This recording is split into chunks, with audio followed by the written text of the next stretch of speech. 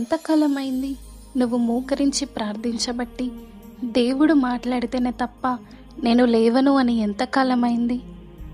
ఇంకా ఎంతకాలమో పాపంలో ఉంటూ దేవుణ్ణి మర్చిపోతావు? Praise the lord. పాపపు బంధకాలలో ఉండి ఆయన్ని మర్చిపోయిన నీకు దేవుడు చెప్తున్న మాట,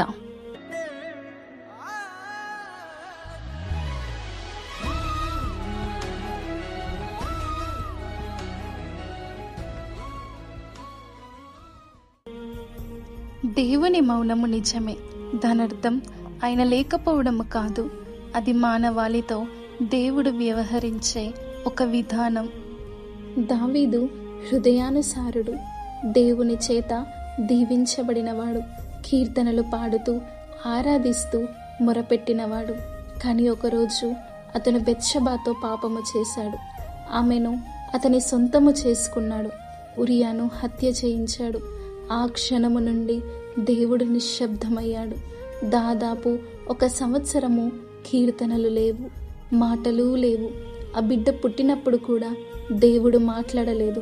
చివరికి ఆయన నాతాను ప్రవక్త ద్వారా మాట్లాడాడు, కానీ ఆయన నేరుగా మాట్లాడలేదు. దావీదు అప్పటి వరకు మొరపెట్టలేదు. అతడు ఆ బిడ్డ భ్రమలో బ్రతుకుతున్నాడు. ఆ బిడ్డ దేవుని స్థానాన్ని ఆక్రమించింది. దేవుడు మీకేమి చెప్తున్నాడంటే, ఇప్పటి వరకు ఆయన మీకోసమే నిశ్శబ్దంగా ఉన్నాడు, కానీ ఇక నుండి ఇదిగో ఆయన మళ్ళీ మాట్లాడబోతున్నాడు. దేవుడు నిన్ను శిక్షించడానికి మౌనంగా ఉండడు. కొన్నిసార్లు ఆయన మౌనంగా ఉంటాడు, ఎందుకంటే ఆయన స్థానాన్ని వేరే ఏదో ఆక్రమించిందని నువ్వు గ్రహించాలి.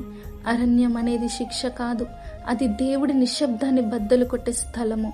నిశ్శబ్దాన్ని బద్దలు కొట్టడానికే దేవుడు అరణ్యాన్ని అనుమతిస్తాడు. నువ్వు ఆయన స్వరాన్ని వినడం కోసం ఆయన నిన్ను అరణ్యానికి తీసుకొచ్చాడు. నువ్వు ఆయన వైపు తిరగడం కోసం నువ్వు ప్రేమించిన దాన్ని ఆయన తొలగించాడు. దేవుడు నీతో ఏదో దూరంగా ఉండి కాదు, కానీ ఆయన నీకు చాలా దగ్గరగా ఉండి మాట్లాడాలనుకుంటున్నాడు.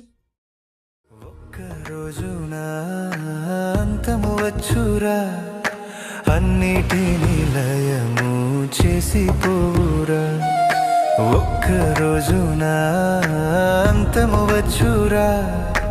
అన్నిటినీ లయము చేసి పోరా. ఎంతో అందమైన ఈ లోకములోన అన్నీ కూడా మాయ.